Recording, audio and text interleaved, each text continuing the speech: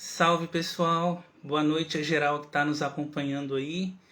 Satisfação em ter vocês por aqui. Aqui é o Roju, sou um homem negro não retinto, cisgênero.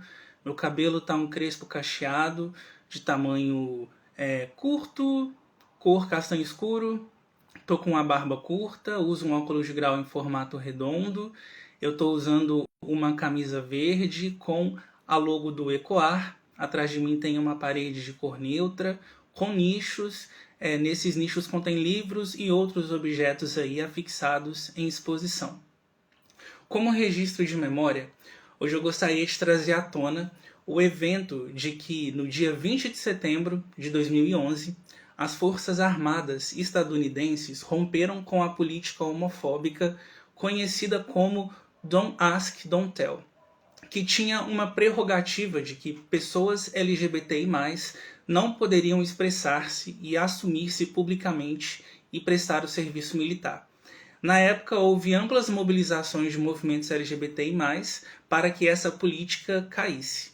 E é importante que se diga que essa era uma política dentro das Forças Armadas que reproduzia uma forma de subcategorização, de subcidadania das nossas comunidades. E esse rompimento, ele representou uma quebra na reprodução dessa política dentro de uma instituição do Estado. Feito esse reconhecimento, nós precisamos ir além do que o movimento LGBTI+, liberal, pauta sobre essas questões. Porque não vai a fundo no papel dessas instituições dentro do Estado e para o mundo inteiro também, e de que, ainda que gays, lésbicas, bissexuais, travestis, transgêneros possam atuar nas Forças Armadas, por exemplo, essas pessoas ainda vão estar atuando em função de uma lógica militarista, colonial, imperialista, assassina. E por isso é sempre importante a gente fazer uma leitura crítica desses processos, porque essas aberturas democráticas, elas são insuficientes para nós, porque são essas as forças armadas que operam ataques na periferia do capitalismo.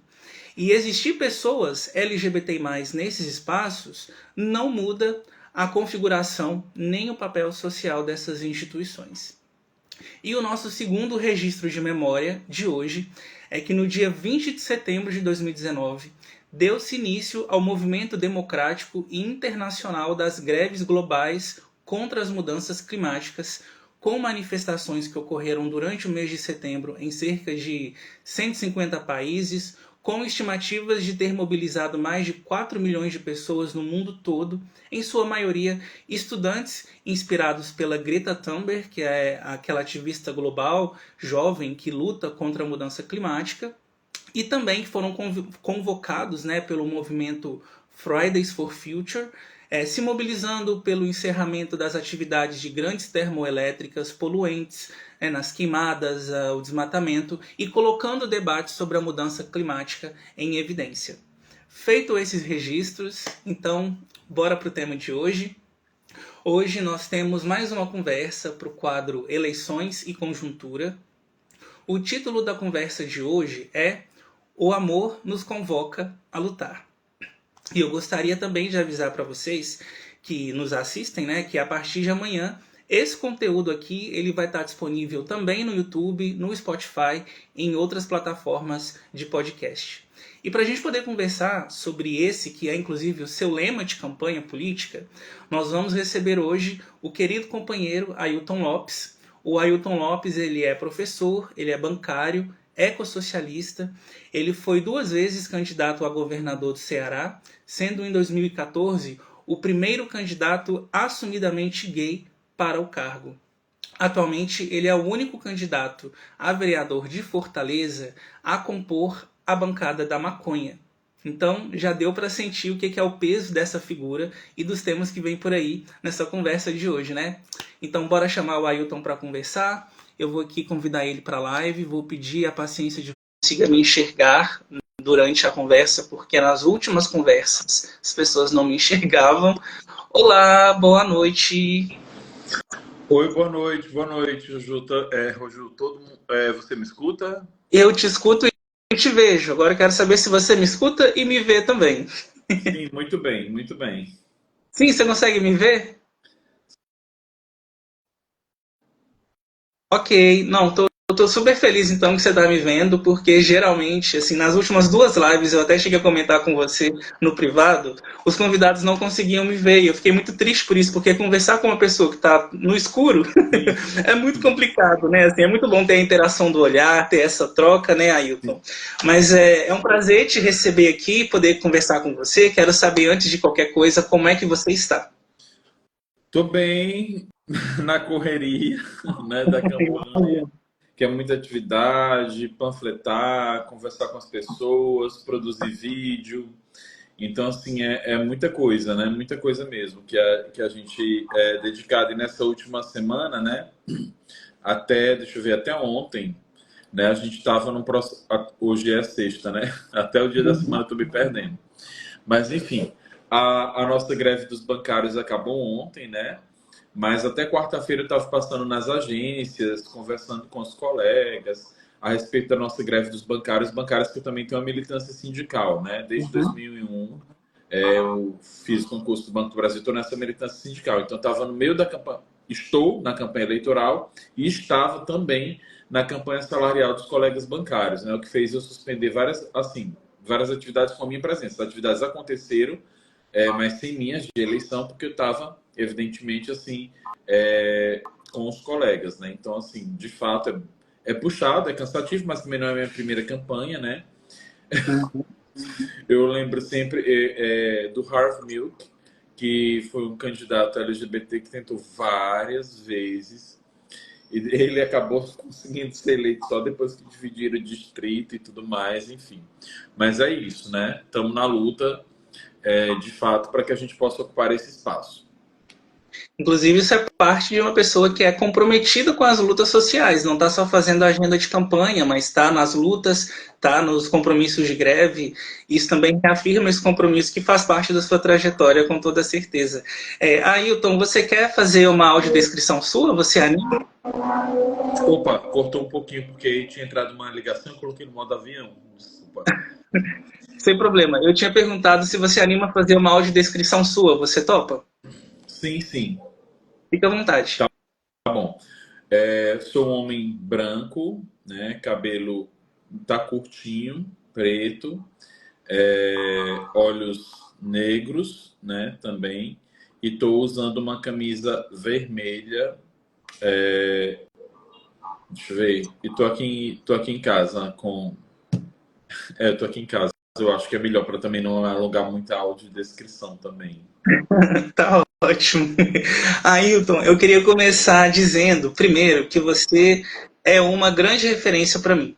Alguém que eu admiro e respeito demais. Para mim é uma honra você ter aceitado esse convite de estar aqui conversando no meu perfil, para a gente poder trocar algumas ideias sobre as eleições, a conjuntura.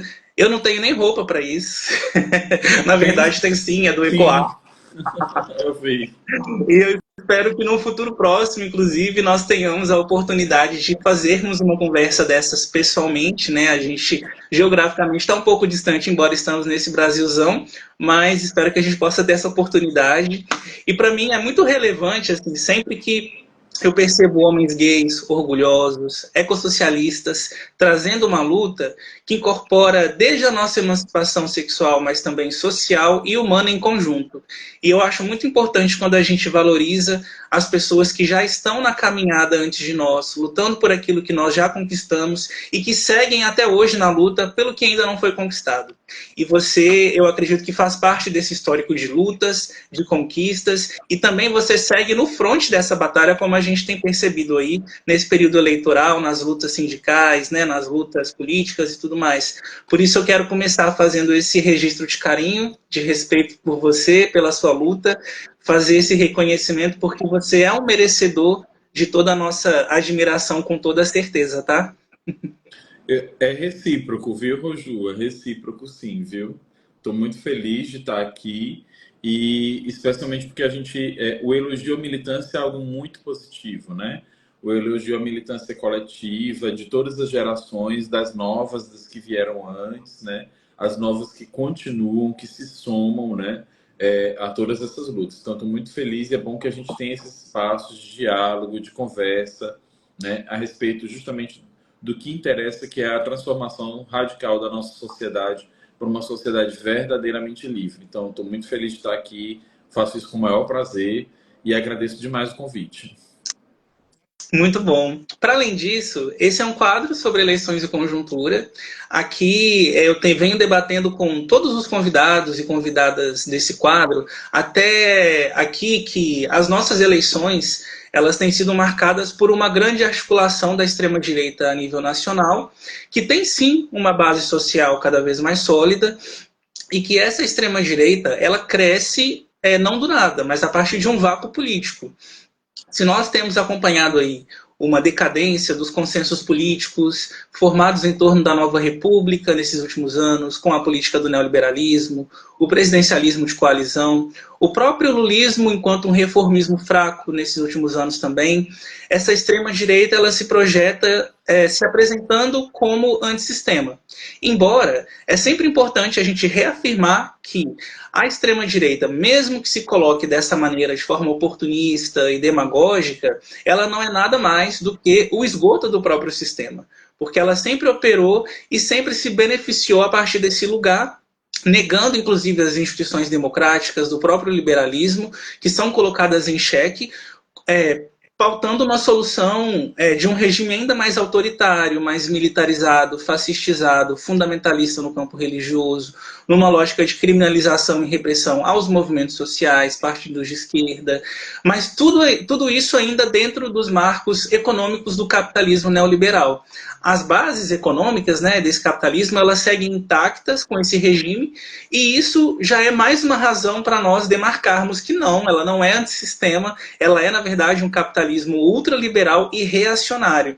E há um outro elemento também que a extrema-direita, ela veio explorando bastante, e que isso vem como parte do seu projeto de discurso do ódio, que é o uso do pânico moral para promover a sua agenda e se aproximar das paixões, dos preconceitos e disputar o senso comum de amplas camadas da população. E nas próprias eleições municipais de Fortaleza, a sua construção ela veio se tornando um alvo nesses últimos dias de ataques e agressões à extrema-direita, por ser uma candidatura, eu fui acompanhando um pouco disso, que faz um debate antiproibicionista, que fala sobre a legalização e a regulamentação da maconha sem tabu, por exemplo, mas traz um debate político em cima disso, traz um debate classista, um debate de saúde pública. Só que isso faz parte desse terror psicológico que essa extrema-direita tenta montar muitas vezes no imaginário das pessoas, de que a maconha é uma droga diabólica, e que a legalização necessariamente é um instrumento apologético, ou seja, defender a pauta da legalização seria o mesmo que induzir que as pessoas façam o uso da substância e um uso indiscriminado, o que parte de um discurso muito raso, muito mal intencionado, simplista, repleto de estereótipos, distorções, e se beneficia inclusive do racismo que há em torno do debate sobre a maconha também. Então, eu queria, depois de trazer esse panorama mais geral, eu queria começar o nosso papo com você falando um pouco sobre como que você avalia esse papel que a extrema-direita tem cumprido nessas eleições e como que essa questão do pânico moral ela tem sido um elemento chave para que essa extrema-direita tenha conseguido se conectar com as paixões das pessoas. Olha, Ju, inclusive, isso tem um pouco a ver com a tese que eu estou escrevendo, do meu doutorado, que é Guerra Moral, disputa de valores entre esquerda e direita no golpe, após golpe de 2016, no Brasil após golpe de 2016. Então, assim, esse pânico moral, claro, há um elemento de novidade dessa conjuntura em relação aos últimos, anteriores últimos 20 anos, enfim. Mas, assim, esse pânico moral, na verdade, ele é uma expressão mais, digamos assim, mais aguçada, mais verborrágica, mais exagerada, de uma disputa de valores que existe há bastante tempo, entre esquerda e direita, Por exemplo, o medo do comunismo, ele não foi utilizado só pelo bolsonarismo. Eu me lembro muito da Regina Duarte, na campanha do Serra contra o Lula, dela dizendo que tinha medo, do candidato, no caso, o candidato de oposição, o Lula, E em outros momentos, né, a própria campanha do Alckmin, já quando o Bolsonaro também já era candidato, também utilizou também do meio do comunismo. Inclusive, a vice dele era a Amélia, do PP, lá do Rio Grande do Sul. Na época que o Olívio foi candidato a governador no Rio Grande do Sul, essa ameaça do comunismo também rondava. Então, assim, essa questão do aborto. Então, o pânico moral, ele não está sendo utilizado pela primeira vez, né, na história do Brasil, né? E nem só nos momentos extremos em que o fascismo se expressou de forma mais forte, período pré-ditadura civil, empresarial, militar, midiática no Brasil de 64 e durante ela, nem agora, né, com a ascensão do bolsonarismo. Ela sempre foi utilizada quando a direita achou razoável fazê-lo ou então necessário, né, tirá-la, né, tirá-la como coringa, né? Então, assim, ela sempre esteve ali, né? Então, ocorre que quando existe um movimento ou neofascista, ou protofascista, né, ou com caráter fascistizante, né? Como é o caso do bolsonarismo, que é um movimento sim fascistizante, né? Pode dizer que é neo, proto, sei lá o quê, mas tem vários elementos do fascismo, né, no bolsonarismo. Não é porque ele não se repete historicamente como em outros períodos, né, que ele não seja, né? Essa é a minha avaliação, porque ele desperta um ódio, o ódio a determinados sujeitos e segmentos, né? No caso, notadamente, as LGBTs, né? As mulheres, aos negros e negras, né? E quando tem um acúmulo dessas opressões, né? Aí é pior ainda, né? Então, assim, e esse ódio e esse pânico moral, ele é muito produtivo para o sistema capitalista, né? Ele é muito produtivo, ele é muito útil, né? Porque, primeiro, que ele faz desviar o foco dos principais inimigos. Então, é muito mais fácil chegar para um trabalhador branco e desempregado e dizer que o problema do emprego dele estar desempregado, porque está dando cota para as pessoas trans e está tirando dos homens brancos.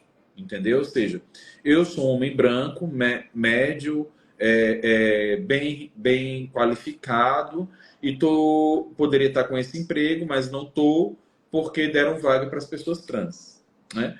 Eu sou um menino branco, estudei, né, me esforcei, não estou na universidade pública porque fui designado cota para negro, para pessoas trans e tal. Então é mais fácil, mais tangível, mais próximo desse trabalhador, desse jovem, veio no inimigo, aquele que está perto, né, aquele que está mais próximo dele, do que, por exemplo, um grande multimilionário que ele nunca vai ver na vida, né? Que são os caras que andam de helicóptero e tal. Então, nunca vai. Até ele fazer a ligação de que falta mais vaga na universidade por causa de um orçamento público que é consumido enormemente para pagar juros e serviços de uma dívida, né, pública, que é através da emissão de títulos para financiar a política pública do Estado, e que com o juro alto isso vai custar mais caro e parte maior do orçamento vai para isso, e portanto vai sobrar menos dinheiro para a saúde e educação, daqui que ele faça esse elo, né?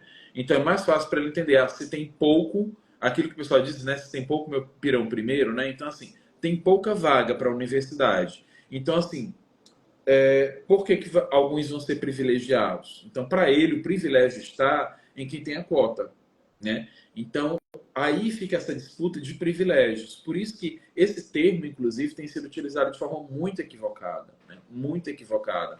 Tem sido confundido direitos com privilégios. Por exemplo, a educação é um direito, né? É um direito e deve ser universal. Então, nós não, mais do que as cotas, nós devemos defender ensino público superior universal, como nós defendemos a educação básica universal. Nós defendemos a educação básica universal. Qual o problema de defender o ensino público superior universal? Não deveria ter problema nisso. Então, assim, nós temos que tomar cuidado com algumas ciladas, né? Então, assim, nós devemos defender as cotas, sim. Inclusive porque a estrutura da desigualdade ela não acaba de um dia para o outro. Mas a defesa das cotas não pode fazer nós nos abstermos ou nós esquecermos a defesa de políticas universais, né? Então, assim, as políticas universais, elas não apagam as diferenças, elas reconhecem, né? ela reconhece as diferenças, pelo menos é assim que deve ser feito, né? Então, então a gente tem que tomar cuidado, nem cair no universalismo, que é um universalismo que na verdade não é universal, é um universalismo só para poder garantir os direitos de quem já os possui, alijando determinados setores, e nem numa segmentação que não pensa a universalidade e, inclusive, entrega nas mãos da extrema-direita o discurso de fragmentação, que é assim que eles têm utilizado. Então, eu acho não, certamente esse é um desafio, né? Nós da esquerda.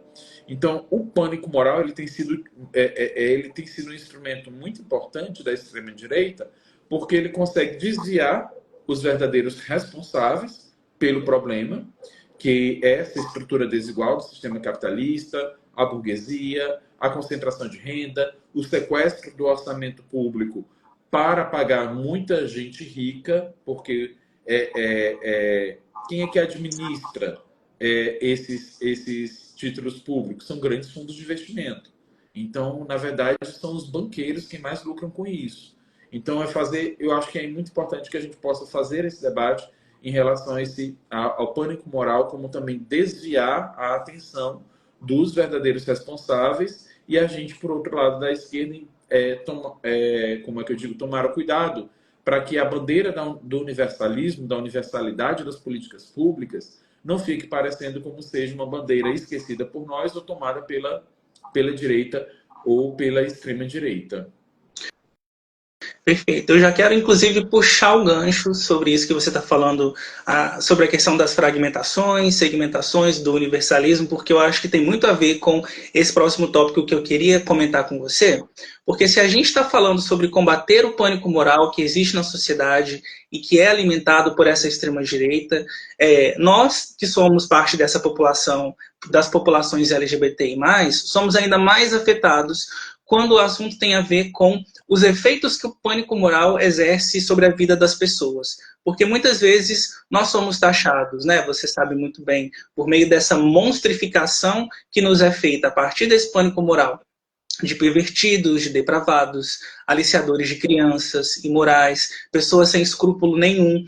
E isso vai nos desumanizando cada vez mais perante o conjunto da sociedade e quase que criando uma marca visível da besta na nossa testa, né? Então, assim, existe um peso em ter pessoas das nossas populações disputando os espaços de representação política para ocupar o poder e construindo uma nova gramática, novas referências possíveis e um novo imaginário social sobre nós também. Por isso, a pauta da representatividade, ela tem sim muita importância, mas, ao mesmo tempo, nós não carregamos uma pauta única de existência, e eu vejo muito isso em você, no seu discurso, na sua postura, em ser um homem gay que carrega toda a história de luta e ativismo do nosso movimento, mas você também carrega consigo um programa político que é coletivo, que é um programa de transformação da sociedade, que luta contra todas as formas de opressão. Isso tem muito a ver com a estratégia ecossocialista. Ter um homem gay, ecossocialista, disputando as eleições é algo muito simbólico e muito subversivo também, né? Por isso eu queria que você trouxesse na sua fala um pouco sobre essa importância de termos, por exemplo, um homem gay, ecossocialista, disputando as eleições, e como que isso diferencia essa representação e essa candidatura de outras candidaturas, por exemplo, de outros homens gays, ou de outros segmentos LGBTI+, de uma esquerda mais liberal, que muitas vezes pautam a representatividade pela simples representatividade num discurso muito vazio. Olha, antes de dizer a respeito justamente dessa diferença com as outras, né? O que é a importância de ter uma candidatura gay ecossocialista, diferente de outras formas de representatividade, você colocou aí um ponto, né, sobre que a gente é gay, mas não é só gay, né? Porque o gay ele é trabalhador, o gay é estudante, ou a sapatão, ou enfim, uma pessoa trans, né? Nós não somos só, nós não nos resumimos a nossa identidade de gênero ou orientação sexual. Que isso é muito comum, Todos né? facetados, né? Quando não há o apagamento, há a redução. E isso é insistente, isso é praticamente permanente dentro da esquerda, inclusive, né? Então, assim, não me surpreende, mas me causa ainda indignação. Às vezes surpreende no sentido de que, poxa, ainda, né, de pessoas. Eu me lembro da candidatura ao governo, sempre falo isso. Candidatura ao governo, onde a gente debateu sobre as termoelétricas, sobre o projeto de urânio e fosfato Santa Quitéria, onde a gente debateu sobre falta de professores na universidade pública, a insuficiência hídrica no estado do Ceará, com a seca, né, a estiagem, os efeitos da crise climática, sobre orçamento público, sobre saúde, sobre várias questões. Inclusive nos debates, eu nunca perguntei, nem fui perguntado sobre a pauta LGBT, né? E aí eu encontrava gente na rua que dizia: Ailton, eu gosto muito de você, mas você não pode ficar falando só sobre a pauta LGBT. Eu ficava assim, perplexo, né? No caso da candidatura ao governo, que a gente nem tinha falado, né? Mas o fato de ter aparecido num programa, né, afeto entre pessoas do mesmo sexo, né? Ave Maria, parece assim, foi um programa que foi reprisado uma vez, ou seja, ele só passou 2 vezes, eu acho que manhã e noite, né? Mas isso era dose de cavalar, né? Era uma dose absurda para as pessoas não. Olha, para que isso, né? Não precisa, né? É aquela história.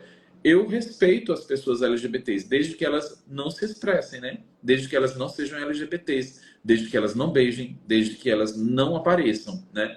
Então, assim, quando não invisibiliza, é essa tentativa de nos reduzir, né? Nos reduzir a uma perspectiva e eu vejo, e a gente sente na pele, Roju, como é difícil, né?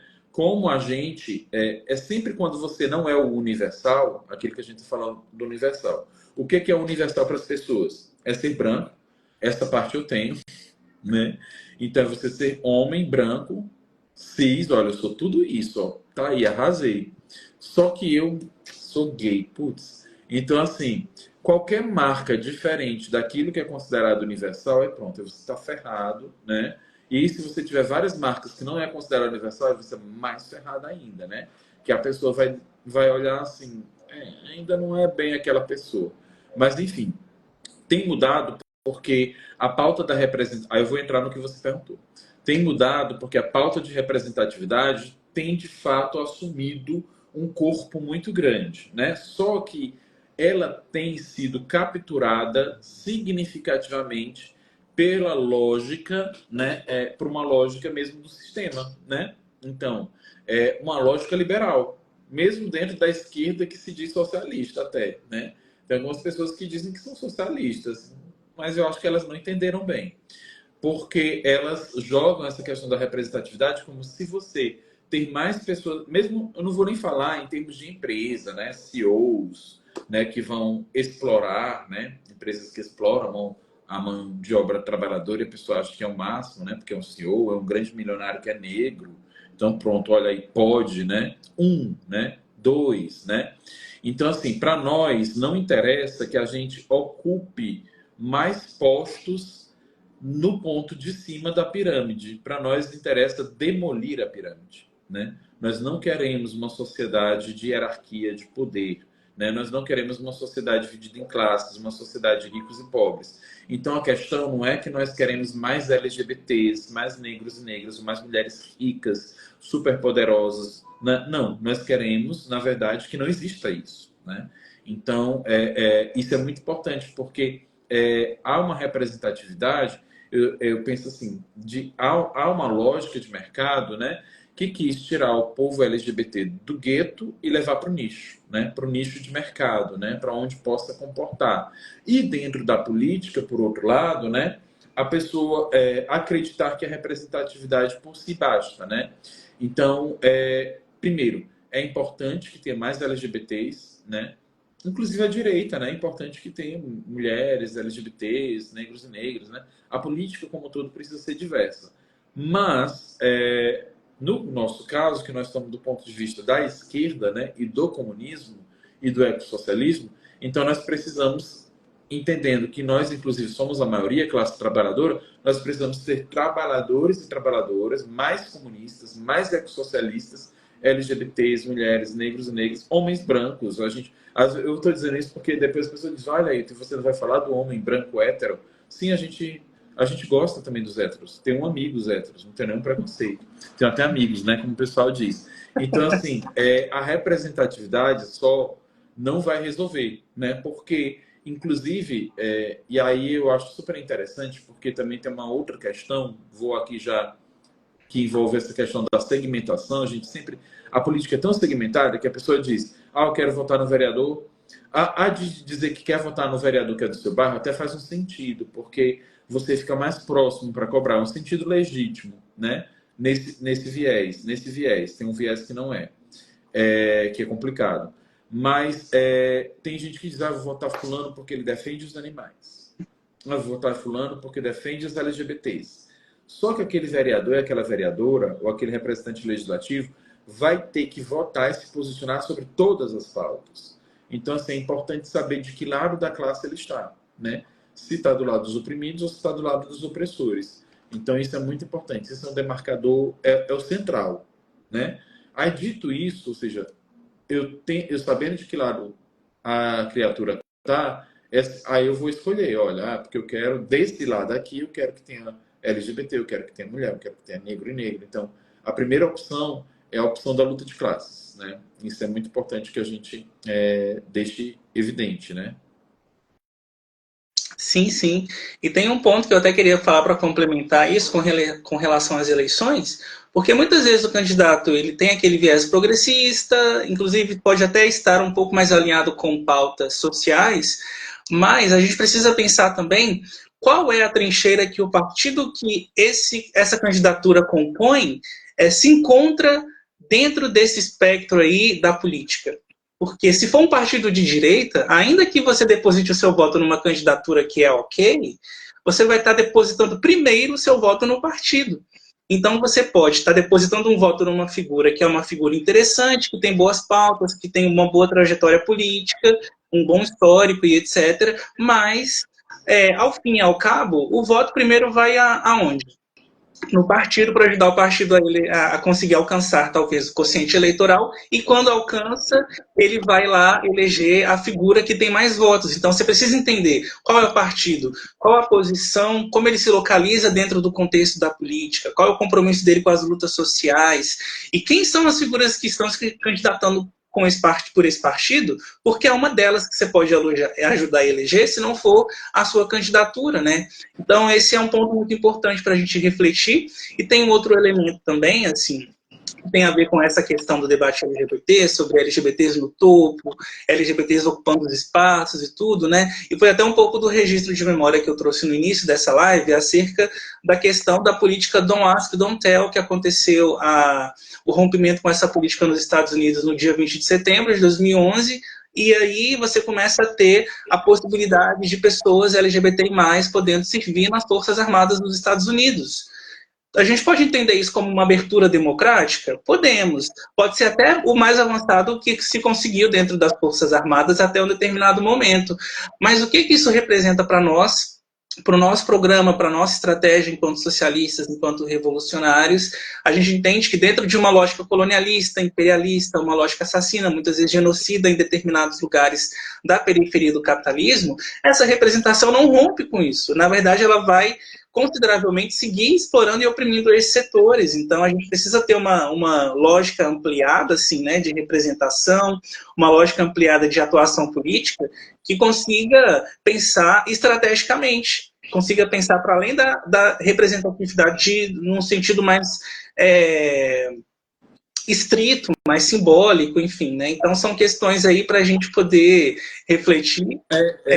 E eu queria... Tipo, quer dizer que eu quero estar e participar de um exército genocida? Não, né? Então, assim, nem o branco, nem o preto, nem o gay, nem o hétero pode. Na verdade, a gente tem que combater o exército genocida. Não tem que ter exército genocida. E não eu disputar vaga para ter um LGBT no exército genocida, né? É o cúmulo. É o cúmulo, né? É o cúmulo.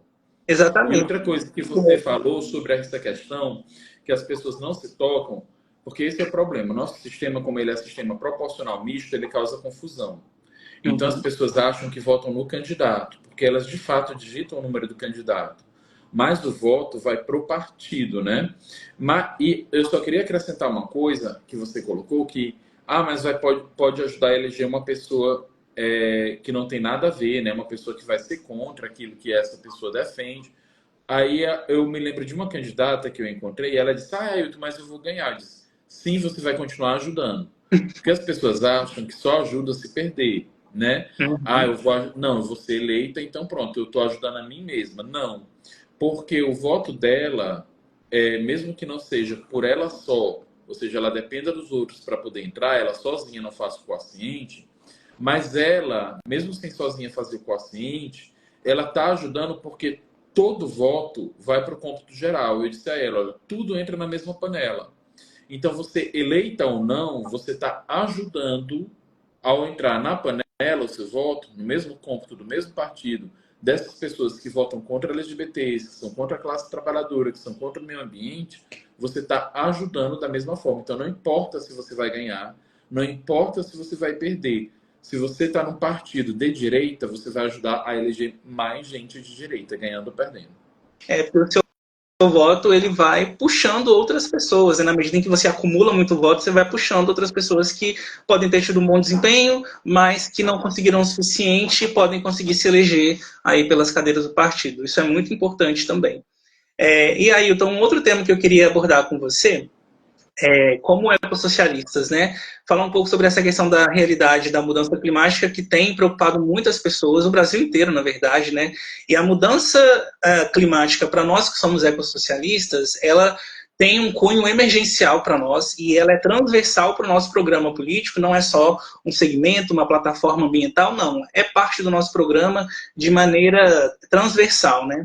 E no Brasil, nós vivemos a maior seca da história, atingindo milhares de cidades no nosso país inteiro, atingindo do Amazonas ao Pantanal, até São Paulo e Belo Horizonte, que é onde eu estou. E aqui, inclusive, nós já estamos há mais de 150 dias sem chuva, numa fumaça, assim, muito, muito difícil de conseguir respirar. E aí, fora essa estiagem, a gente está vivendo justamente essa temporada infernal de queimadas, que intensificam ainda mais o calor e a dificuldade de respiração, as pessoas respirando um oxigênio tóxico, e todo esse fogo está destruindo os nossos biomas, as nossas florestas, as nossas águas, as fontes de vida que são necessárias, tanto para a nossa existência como para a existência de outras espécies também, né? E nesse sentido, queria que você comentasse como é que tem sido a realidade em Fortaleza, nesse contexto de mudança climática, e como que a disputa nas eleições ela pode pautar esse debate desde um prisma ecossocialista também. Olha, Ju, a gente tem uma Câmara de Vereadores e, infelizmente, penso que essa não é a realidade, pelo menos do que eu observo e acompanho só de Fortaleza, onde majoritariamente está comprometida com os interesses da especulação imobiliária, né? E aí não tem plano diretor, não tem lei de uso e ocupação do solo, não tem legislação ambiental que dê jeito. Os caras passam por cima, entendeu? Então você aprova um plano diretor e aí tem a ver com aquilo com a questão que a gente estava discutindo sobre a extrema direita e que eu queria comentar que não é só a extrema-direita, né? A extrema-direita ela é digamos assim, aquilo que eu falei, é algo mais aguçado, né, do que significa direita, mas de sempre da lei, da ordem acima da lei. Ordem acima da lei. Então, aqueles que têm mais, aqueles que estão no topo da pirâmide, não importam as leis, né? Então, eles fazem um remendo, uma emenda, ou passam mesmo por cima. Como foi o caso aqui da Câmara de Vereadores de Fortaleza, que aprovou retirada de áreas de proteção, né? Em algumas áreas da cidade que estavam protegidas pelo plano diretor, né? E eles simplesmente fizeram uma lei para retirar, porque disse, não, lá foi construído o supermercado, né? Lá o condomínio precisou avançar mais, então qualquer motivo, então pronto. Então tira essa proteção da área ambiental. Então o problema não está em quem está passando por cima da legislação. A legislação é que tem que se adequar para aquela pessoa que passou por cima da legislação, né? Não importa se vai destruir mais, não importa como é que estão as nossas lagoas, não importa como é que estão os nossos rios, se estão poluídos. Então, o interesse é mínimo, né? Na verdade, o interesse é garantir né? Na verdade, o objetivo é garantir os interesses desses que têm o poder econômico. E a gente tem percebido a verticalização cada vez maior, e aí a cidade vai ficando cada vez mais quente, né? A gente tem percebido como essa questão ambiental ela tem também um viés racista, né? Como que ela afeta também as comunidades mais pobres, né? A gente percebe quais os locais onde há maior poluição, né? Onde há menos proteção ambiental, e são justamente essas áreas que são as mais atingidas. Toda vida que há uma chuva um pouquinho mais forte e alaga, atinge justamente as periferias dessas nossas cidades. A não ser que seja um evento muito mais extremo, né? Que chega a atingir outras regiões e aí causam um dano maior, chegando a atingir até áreas, digamos assim, economicamente mais ricas. Mas é muito difícil. Normalmente são os pobres mesmos os mais atingidos, né? Então a política pública é feita para garantir nenhum direito. Então, assim, não tem como debater a questão ambiental sem debater, portanto, a questão de classe também, né? Então, por isso que quando a gente fala de ecossocialismo, não é só uma questão ambiental, porque existe essa perspectiva, né, também do ponto de vista capitalista, né, de apresentar saídas, né, só que são saídas que, na verdade, preservam o lucro, preservam a exploração, preservam os interesses dos que têm dinheiro, né? Então, nunca é uma perspectiva dos de baixo, né? Nunca é. Então, não à toa que quando ocorrem grandes danos, né, como o da Vale, como tantos outros, eles acabam ficando impunes e as pessoas têm as suas vidas completamente modificadas e afetadas. Ou mesmo no caso dos centros urbanos, é muito comum, né? É muito comum. Faz parte já da paisagem político-social nossa.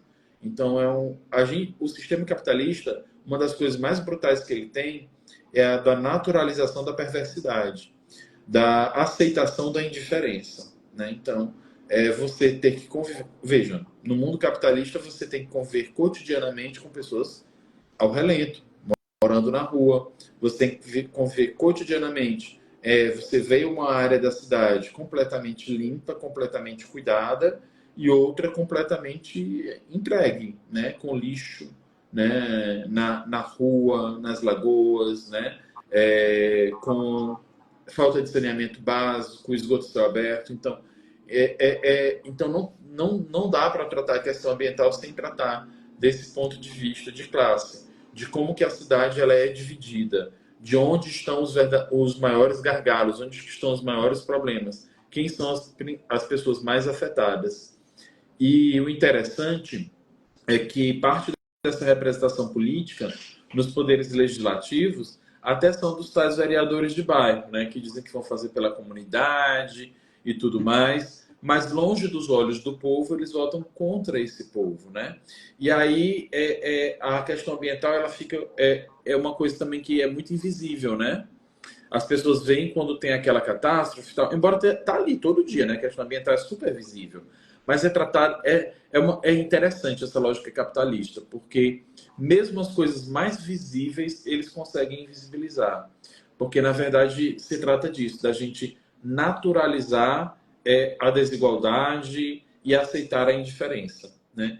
E aí, do ponto de vista da esquerda, nós temos que ser aqueles e aquelas que não aceitam a indiferença, que não somos indiferentes, que não naturalizamos a desigualdade. Então, o compromisso, portanto, de um mandato ecossocialista é com o meio ambiente, entendendo que a gente faz parte da natureza, né? E é nitidamente a gente que é o mais afetado nesse processo, né? A gente não vive nem come dinheiro, né? Não vive de dinheiro nem come dinheiro. Embora ele ainda seja necessário para a vida nessa sociedade enquanto a gente estiver nela. Uma mediação Sim, que a gente precisa. eu acho muito importante essa sua fala, assim, e ela me traz uma provocação no sentido de que o processo eleitoral ele é muito importante enquanto uma forma de disputa para nós que somos ecossocialistas, porque a gente consegue ampliar o debate para com o conjunto da população, né? A gente conseguir usar de meios onde a gente consegue tá pautando esse debate mais profundamente, não apenas um panfletinho com algumas propostas vazias sobre como deixar uma cidade mais arborizada. Mas veja como é a coisa, né? É até anedótica, né? Aqui o prefeito daqui do PDT, A gente está vendo, né, a cidade é muito quente, né?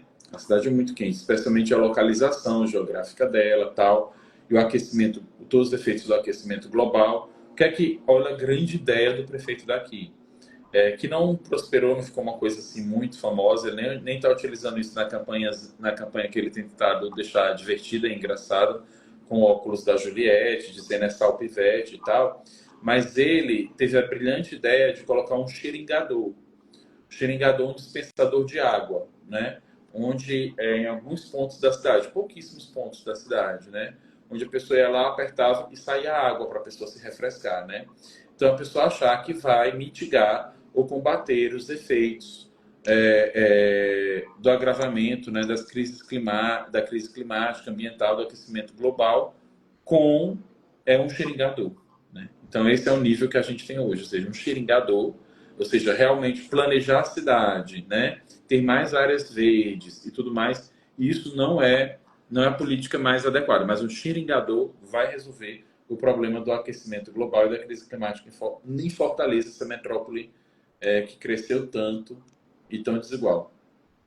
Sim, e somos nós, assim, somos as nossas representações, os nossos quadros que vão cumprir o papel não apenas de defender o que são reformas democráticas, defender o enfrentamento com relação aos ataques aos nossos ecossistemas que operam também por meio do parlamento, mas também que vão denunciar que esse modelo de sociedade ele é insustentável para a gente conseguir uma vida equilibrada, harmônica, com o metabolismo socioambiental, inclusive a curto prazo, né? Antes a gente falava de médio, longo prazo, 50 anos, né, 100 anos. As coisas estão acontecendo de uma forma tão acelerada que a gente hoje fala sobre tentar existir daqui a 15, 20 anos, assim, é muito perto, é sobre falar de sermos a última geração que pode deter os efeitos do capitalismo nesse contexto de mudança climática, assim, da gente conseguir ter uma sociedade onde a gente possa tentar o mínimo de equilíbrio possível, porque tem coisas, inclusive, que já são irreversíveis, né? Então, o papel dos ecossocialistas é muito importante nesse sentido de construir esse diálogo, entendendo que não é possível construir uma campanha, não é possível construir uma conversa com a população sem você apresentar um outro projeto de sociedade, sem você estar trazendo uma perspectiva de horizonte diferente, porque a gente precisa, acho que você coloca muito bem isso na sua fala, né? A gente está vivendo numa realidade de normalização de como as coisas acontecem, da indiferença, da violência, da crueldade, da desigualdade, da opressão, da destruição socioambiental, e a gente precisa pautar que a gente precisa ser intransigente com relação à indiferença. Se a gente não coloca em debate, justamente no momento eleitoral, né, que a gente precisa se contrapor radicalmente contra isso, qual é o sentido de estar ali, afinal de contas, defendendo aquilo que a gente defende, acreditando no que a gente acredita, enfim. Então, acho que sua fala ela é fundamental. E, inclusive, queria aproveitar, eu vi um comentário no chat que eu achei muito importante, né, deixar toda a nossa solidariedade ao camarada Glauber Braga, que hoje foi detido de forma completamente arbitrária, autoritária, durante uma intervenção aí das forças de segurança, da polícia, enfim, na UERJ, para fazer uma desapropriação dos estudantes, e aí vários estudantes foram presos, foram levados, o Glauber foi detido, foi uma ação muito violenta dentro da universidade, que já vem acompanhando um período de ocupação e de protestos muito grande nesse último período. Então, deixar aqui a nossa solidariedade, deixar todo o nosso apoio e dizer que esse não é o tipo de política que nós acreditamos, mas tem sido cada vez mais praxe dentro desse regime nosso, democrático, muito truncado, em que, inclusive, a lógica da violência política, a lógica do discurso de ódio tem operado cada vez mais de forma comum e normalizada também, né?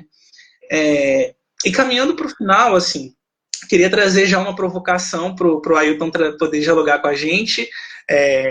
Ailton, você compõe hoje a Rebelião Ecossocialista, que é uma corrente que atua na oposição de esquerda dentro do PSOL. Eu, inclusive, sei que atua de forma bastante crítica, inclusive.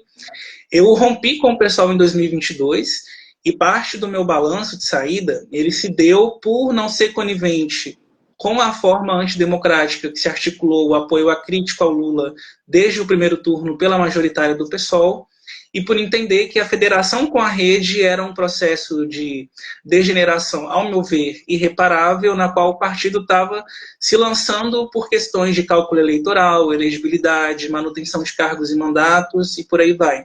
De lá para cá, o pessoal vem cada vez mais normalizando a política de defesa de frentes amplas, muito criticadas, inclusive, pela nossa própria tradição trotskista, como uma forma aí de derrotar politicamente a extrema-direita, o bolsonarismo, o fascismo, e eu vejo essa lógica como uma política de capitulação e adaptação cada vez mais à ordem burguesa, e que é muito problemática, assim. E aqui, eu trazendo esses pontos, eu já até coloco para você que não tem problema nenhum, tá? Em você discordar das minhas conclusões sobre caracterização do PSOL, sobre a necessidade de se estar ou não disputando o partido internamente nesse momento. Acho que esse é um espaço para a gente dialogar mesmo, e a divergência, inclusive, ela é bem-vinda, porque no nosso campo ela está muito bem fundamentada, inclusive. E eu queria saber um pouco mais do seu ponto de vista sobre como você tem avaliado essas políticas que vêm sendo defendidas e tomadas pelo PSOL nacionalmente, acerca da frente ampla, e por fim, quais que são também os maiores desafios que você considera que o PSOL possui hoje dentro da conjuntura das esquerdas no Brasil? Bem, eu não vou responder a segunda, eu acho, porque eu não vou conseguir, ainda mais que está no finalzinho. Mas o que acontece?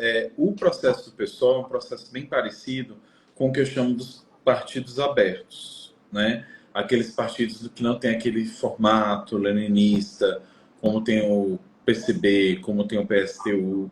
Eu estou dizendo isso não dizendo que o formato nosso é melhor ou o deles é melhor, mas a caracterização, né? Um formato mais fechado, então eles têm condição de fazer filtrar, né?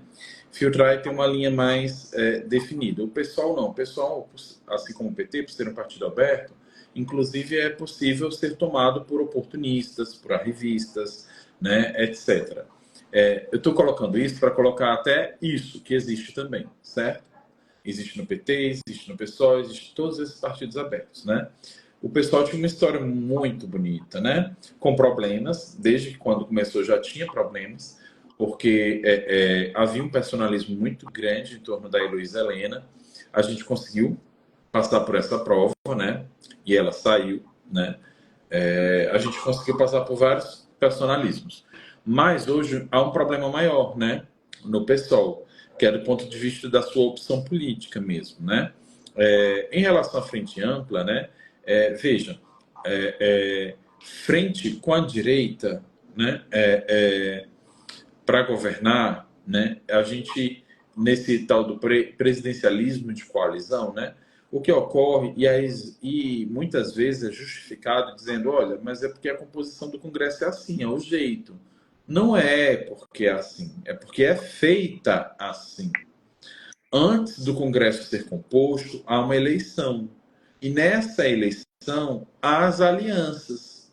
Mesmo com, digamos assim, a redução dessas alianças do ponto de vista das eleições parlamentares, por conta da criação das federações, onde não é possível fazer uma coligação mais ampla, como é feita, né?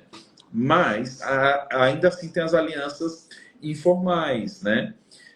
Então, assim, você não tem as coligações, mas por ter a coligação em nível majoritário, né? Todos aqueles candidatos do partido coligado em nível majoritário, então estão lá. E às vezes até o que não está também. Na informalidade é essa coisa geral, né? Então, assim, o Lula, por exemplo, ele se elegeu pedindo voto, né?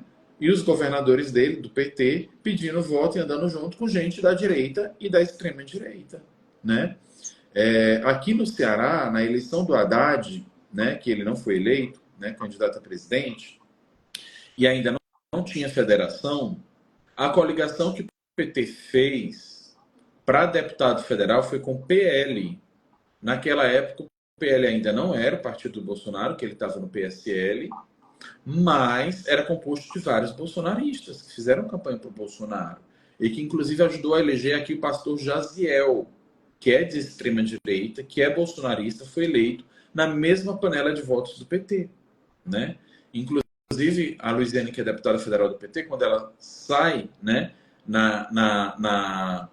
na legislatura anterior a essa, né, ela tirou licença, quem assumiu no lugar dela foi a Gorete Pereira, bolsonarista, né? Então, assim, veja, e isso foi na eleição contra o Bolsonaro.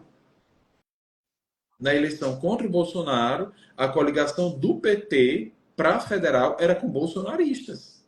Então, ou seja, não é nem. Ou seja, na mesma eleição, gente. Eu não estou falando para deputado estadual, estou falando para deputado federal. Então, assim, eu estou colocando um exemplo, mas certamente em outros estados está repleto de exemplos. Isso foi depois, eu não estou dizendo antes do golpe que o Lula se abraçou e a Dilma fazia campanha para o Magno Malta, né, que quase vira vice do Bolsonaro, ou para o Crivella no Rio. Eu estou falando depois, com Lula preso.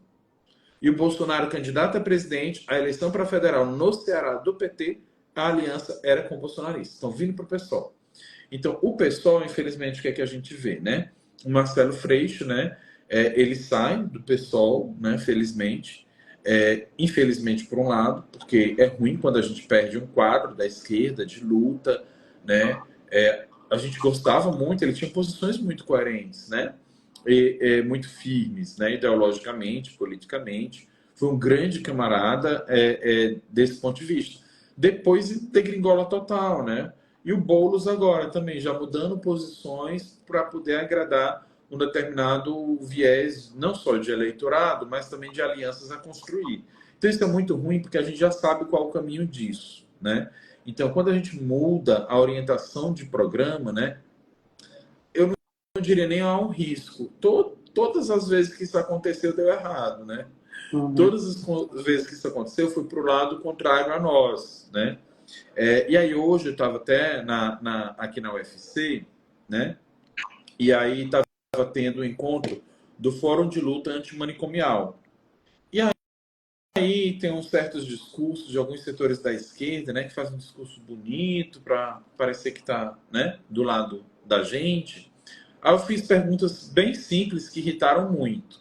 Que eu perguntei, olha, quero perguntar aqui para todos os candidatos a prefeito, porque só o do PCB, Partido Comunista Brasileiro, disse firme e sem titubear de que vai romper, que não vai ter nenhum convênio, nenhum apoio e vai buscar acabar com as comunidades terapêuticas. Então eu quero que vocês digam, vocês podem usar até 5 minutos para argumentar, mas respondam sim ou não. Vocês vão romper com as comunidades terapêuticas? Todos os candidatos. Depois eu digo. Sim ou não? O que é que vocês dizem das organizações sociais, OCIPs, privatização? Sim ou não? Isso irritou um determinado representante de uma candidatura de esquerda, porque não podia responder, porque o governo federal, por exemplo, né, não só regulamentou, como tem convênio e destina recursos para comunidades terapêuticas. E, na verdade, ele até saiu com uma frase de efeito, onde ele disse que políticas sem contradição era falsidade, né? Eu disse, pera. Eu acho que falsidade é você dizer que vai combater o fundamentalismo e se aliar a ele. Isso, para mim, não é uma simples contradição, é uma falsidade, né? Que eu, inclusive, argumentei. Como é que você... eu digo, olha, atenção ao candidato que defende Bíblia e ensino religioso nas escolas para poder ceder ao fundamentalismo religioso. Será que ele vai combater a comunidade terapêutica que tem ligação com o fundamentalismo religioso? Então, assim, tem algumas perguntas que incomodam, né? Incomodam porque tiram, né, desconcertam aquele arranjo que foi criado, né, de uma governabilidade, onde as pessoas acham que está tudo bem, né? Então, essas alianças, né, com esse fundamentalismo, é que vai implicar em ataques às pessoas LGBTs, né, em ataque à saúde e à vida das mulheres, em ataque aos direitos dos trabalhadores e das trabalhadoras. Então, assim, não dá, né? Não dá para pactuar. Então, assim, em geral, né? Então, assim, não dá para você se aliar ao inimigo, né? E achar que você vai ser maior do que ele, no final das contas. Numa sociedade que é conformada sob a égide capitalista, da dominação burguesa, onde eles detêm os meios de produção, onde eles têm o controle do poder judiciário, onde eles têm o controle do poder da mídia, onde tem diversos poderes que estão sob o controle deles, né? E a gente achar que vai modificar isso. E aí, por fim, Roju, para não me demorar mais, tem uma coisa que a gente percebe, que é o quê? Uma esquerda, uma certa esquerda, e o pessoal corre o risco com isso, porque há setores dentro do pessoal que defendem isso, né? E não é uma novidade, a gente já passou por isso dentro do PT também, que eu fui do PT, eu digo a gente, eu fui do PT, que é uma esquerda que diz que nada é impossível de mudar até chegar a ocupar postos do Estado.